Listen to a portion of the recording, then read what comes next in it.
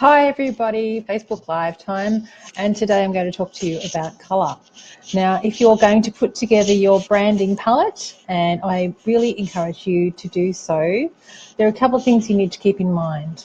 Firstly, when you're putting together a brand palette, you need to make sure that you have some dark colours and some light colours so that you have a variety of different things in your palette that you can use against different backgrounds, because you'll be using photos of all sorts of different colours in the background, different types of contrast. Some will be dark and some will be light.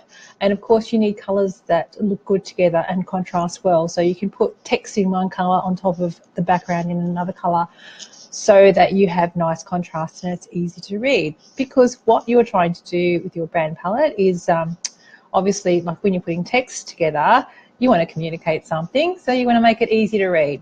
So make sure that they have lots of contrast. Now, with another aspect of colour, when you're putting together your brand palette, all you really need to keep in mind is what is the feeling that you're trying to project. Now, I know some people go, oh, look, I just want to put together a palette with pink and green in it. And yeah, sure, like that could be any shade of pink. That could be deep pink, could be hot pink, it could be very pale baby pink. And the mint green, it could be mint green, it could be like a really deep dark olive green, all sorts of different things. So if you just say, I want to have green and pink, that's not going to cut it as far as choosing a colour palette. What you need to think about is keeping in mind what the purpose of it is and what kind of feeling, what kind of mood you want to project. So generally speaking, if you have bright, colourful colours, like highly saturated colours, they are much more in your face and demanding, so you're going to be conveying ideas of energy and enthusiasm. Whereas if you have muted colours like deep reds or deep blues, then you're going to be conveying the idea of seriousness. And likewise, if you're using pale pastels, well, it's all generally fairly feminine or baby-like.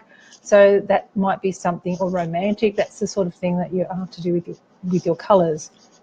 So I hope all of those tips really have helped you. And I think if you're going to choose a colour palette as a beginner brander, I don't think you need to get all fancy and spend hundreds and hundreds of dollars.